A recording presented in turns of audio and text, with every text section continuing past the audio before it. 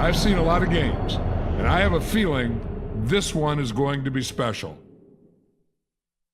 We begin Week 16 of the NFL's greatest team season with a quirky Friday night football game out of Nashville, a rainy Christmas between the Chargers and the Titans. LT's trying to will this team to the playoffs. We'll see if it's too little too late. San Diego wins this one going away, but the Titans' Eddie George had the play of the day, breaking 4 Chargers tackles en route to Tennessee's first points of the day, a 33-yard rushing touchdown. Check this one out again. Maybe a top 5 play of the year. We'll have a complete play of the year countdown after Week 17. 2015 Panthers at the 1986 Giants. Luke Kuechly and the Panthers could clinch a playoff spot with a win at New York, and the linebacker with the pick six helped give the Panthers a 14-0 lead. 17-12 late in the game, but the offense, which was cold throughout, is stopped on third down. 4th and 13, no problem for Phil Simms, who converts to Lee Rusin. Now the next play, Stacey Robinson is wide open for the touchdown. Newton and the Panthers have one last chance, down by 3 with under a minute to go, but Newton's picked off by a leaping Harry Carson. The Giants pull off a massive upset, which really hurts the Panthers' playoff chances. Meanwhile, both the Bills and Falcons would have no playoff chance in Week 17 with a loss today in Atlanta. James Lofton, the Hall of Fame wideout, has been Buffalo's best receiver this season and helped give the Bills a 17-9 lead with under 2 minutes to go. The rookie Tim Dwight would take matters into his own hands with a big catch to set up Atlanta. Then on 4th down for the game, Chandler finds Todd Kinchin for the touchdown. All the Falcons need is a 2-pointer for overtime, but after a false start, Harold Green on a toss play, perplexing decision, runs out of bounds short of the end zone. Bills escape by 2. Here's a look at the NFC playoff picture after Week 15, and there is a crowd of 8-6 clubs battling Chicago for that 6th and final playoff spot at 9-5. It seems as though with that in mind, the loser of the Tampa Bay-New Orleans game would be essentially done, but other things have to happen too in Week 16. In a rematch of a game won by the Bucs in Tampa a few weeks ago, 38-35, Brady meets Breeze again, and it seemed as though we'd have a similar shootout in this one today, but after the Saints tie it at 7, Breeze and the offense would pull away in the next few quarters. Bell is in for a Saints touchdown to pull them up by 14, while Brady did drive the offense in for a touchdown with just over 2 minutes left.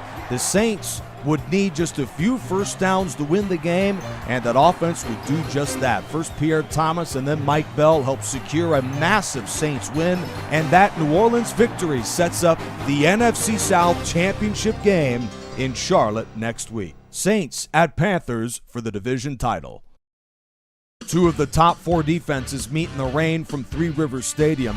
Brian Billick, Ravens head coach, has seen enough of Trent Dilfer. Tony Banks is the starter the rest of the way.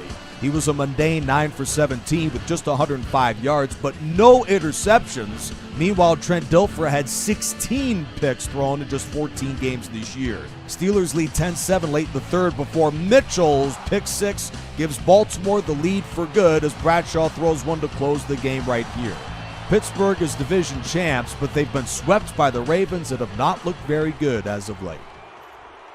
Speaking of backups, Philadelphia made their change a few weeks ago from Carson Wentz to Nick Foles. They battled John Elway and the '98 Broncos, who have lost 2 games in a row.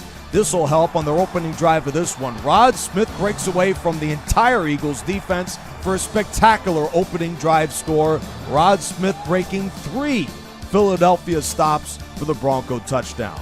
Denver's the 3rd-ranked offense in the league for a reason. They've got playmakers everywhere and blitzed the Eagles by the final of 27-14.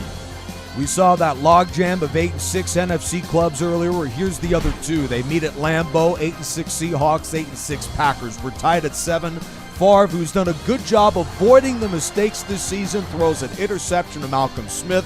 But the special teams for Seattle made the biggest play of this quarter with a Desmond Howard fumble, and Byron Maxwell's been a touchdown machine. He's in the end zone yet again, and Seattle's in front by 7. Just over 2 to go. Favre bounces back in the clutch with a Bennett touchdown.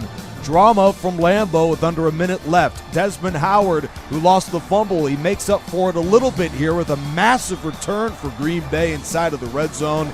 and Dorsey Levens 3 plays later breaks free for the touchdown. Seattle must score a touchdown, and their season is at stake here with Russell Wilson, who's really struggled this season. He does deliver back-to-back big plays, then in the end zone to tie it. That pass is incomplete to Ricardo Lockett. Final play of the game, he throws short of the first down, and Lockett is stopped to the 16. Green Bay survives, and now their game next week at Arizona is for the playoffs. A win could also give them a division championship with some help. The big bad 2007 Patriots try to put away the 99 Jaguars in an effort for the number 1 seed in the AFC. Randy Moss has been a big reason why. The man who set the single-season record for touchdowns has a league-best 9 this season. But the Patriots couldn't stop running back James Stewart, the veteran from Tennessee, scores again. And then with just over 2 left in a tie ball game, Stewart rips off a big run. He'd go over 100 yards in this one today. Fred Taylor, his backup, capped off this drive with a diving touchdown, and Jacksonville leads it. Brady's delivered in the clutch plenty of times, but he throws a bonehead interception. The Jaguars, off of the Aaron Beasley takeaway, are in position to win this game. All they need is 1 first down. Instead, James Stewart, who's played so well, loses the football, and the Patriots recover. That's a play, if the Jags don't win it, that's going to haunt him for weeks to come. Deep to Dante Stallworth for the first down, and then to Evans, and the Jags defense falls apart here with consecutive face masks. This one on Falk inside of the 5, and Brady would take advantage. Falk on the screen, and we are headed to overtime. Jags and Patriots in a thriller, tied at 28. Patriots receive the opening kick of overtime, and New England put together a promising drive, but stalls at the 33, a little too far for Belichick to kick a field goal. Jags go 3 and out on their first overtime drive. That one just inches away from being inbounds to Rich Griffith. Under a minute now left in overtime, and Brady does it again. Another brilliant drive, first to Moss, and then a screen pass to Falk yet again. He needed 1 broken tackle to score the touchdown, but the Patriots take advantage with the Gostkowski-made field goal. He is a favorite to make the Pro Bowl as the AFC's kicker, and has another clutch one for the Patriots. Brady goes over 400 yards for the second time this season. He's the league's leading passer with well over 4,000 yards, and Moss is the league leader with 9 touchdown catches. The 1972 Dolphins remain the only team in NFL history to go an entire regular and postseason without a loss in the Super Bowl era. This team is very good, and they win again to clinch at least a playoff spot, and they are tied with New England atop the AFC. Dolphins play host to the Steelers next week. The Patriots are at Houston to close the season. A terrific season for both of the MVP quarterbacks today, Patrick Mahomes and Boomer Esiason, but only one can keep their team alive for the playoffs. They need a win at Cincinnati to have a shot. Plenty of touchdowns in this one, so sit back and relax to the touchdown montage today. Kelsey for the lead, and then Mahomes deep to Tyreek Hill in the fourth quarter. Kansas City at this moment looked like the game was over, but the defense gives up a big one to Collinsworth off a 2-pointer, then a James Brooks touchdown. Cincinnati takes the lead with just over a minute left. Mahomes with a critical drive late in this one. He throws what looked like a touchdown. McCoy couldn't hang on. Final play of regulation, Mahomes, in a game filled with offense, takes a hit from the defense, and Cincinnati wins this one in a thriller. And here's a look at the AFC playoff picture going into this weekend. Most notable spot is the 6th and final playoff position, currently held by Buffalo, and they just defeated Atlanta earlier today. Oakland on the bottom left needs a win 2 to stay alive for a playoff spot. A wild card, but preferably a division title still up for grabs. They battle the lowly Browns today. They're facing the league's most turnover-prone quarterback in Bernie Kosar, and he was awful yet again. Hendricks and Brown with interceptions. A younger Willie Brown might have scored, but George Atkinson would do the honors a little bit later. After a Brown touchdown catch, Atkinson, with one of his 2 picks on the day, brings it all the way for the house call to secure a Raiders blowout. Oakland needs a win in the finale against Baltimore to clinch the playoffs. Denver is also in a win and in, and they currently have the lead by tiebreaker in the AFC West. Tough year for the 1991 Lions. They battle the best team in football right now, the 89 49ers. San Francisco on its A-game offensively yet again, but so was Barry Sanders, who might go for over 1,000 this season with a big game next week. Montana does his own Barry Sanders impersonation, and the 49ers win the game. Detroit with some garbage points. It's a 6-point Niner win. The Kurt Warner Bowl featuring the 99 Rams and the 08 Cardinals. This great quarterback took two different teams to the Super Bowl. St. Louis wanted a 99 over Tennessee. Meanwhile, Arizona lost theirs to Pittsburgh. It looked like the Rams would win this one going away at 14-0, but then the Cardinals' Kurt Warner bounced back with his first of four. That's right, 4 touchdown passes in this one. Fitzgerald goes deep.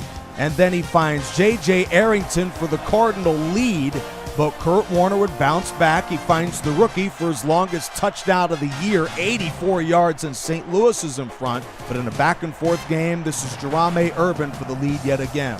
So the Rams need another touchdown to take the lead. We'll see if they do it. Ricky Prohl makes this catch, breaks an Antrell Roll tackle, and nearly scores on this play, setting up the Rams inside of the 5-yard line. Under a minute left, 2nd and goal from the 1. Warner finds James Hodgins, the fullback, St. Louis in front, and this sets up a critical situation here. The Cardinals' Steve Breston watches the ball stop as he's trying to preserve clock. Still a very weird decision from him. He finally falls onto the 5-yard line, but they do have 28 seconds. Warner finds Breston, timeout from Arizona, and Anquan Bolden with the catch. That field position is looming large right now. They could have used some extra position. Warner throws one short, and the Rams win the game. A breathtaking performance by these legendary players, Kurt Warner early in his career and Kurt Warner late in his NFL career in Arizona. St. Louis's Kurt Warner is the league leader in touchdowns, and his performance sets up an NFC West championship next week between the Niners and the Rams. With Jacksonville's exhilarating overtime loss to the Patriots, the Colts can reclaim first place in the AFC South with a win against the Jets. But instead, Peyton Manning at his worst 2.5 quarters of football in his NFL life. 3 interceptions early in this one, but the Jets kept the Colts in the game with critical turnovers and missed field goals. 13-6 late in this one, and Manning finds Aaron Moorhead for the touchdown to force overtime from the Dome in Indianapolis.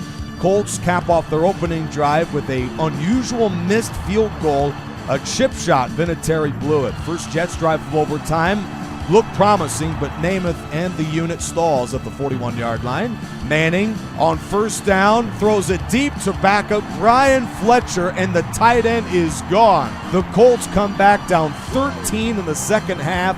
Peyton Manning resurrects his poor play early, and the Colts win the game 19-13 in a thriller.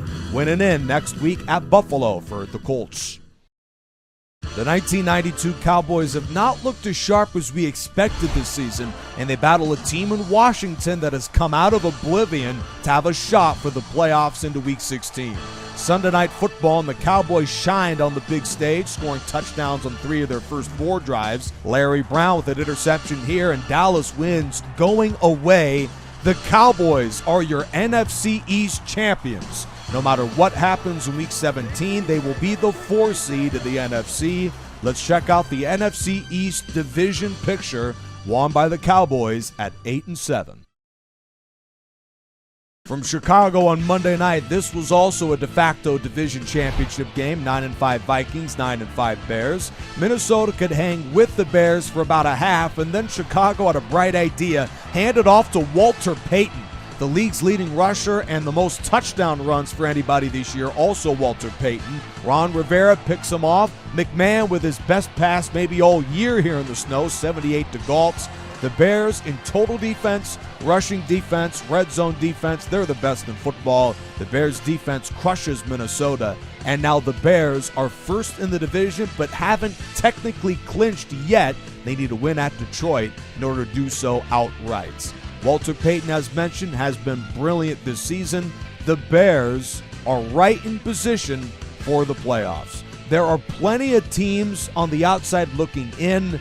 It is a complicated playoff picture, and I'll break it all down for you in just a moment on the Extra Point Show. Join us in a moment. This has been the NFL's greatest team season with Charger Do 95.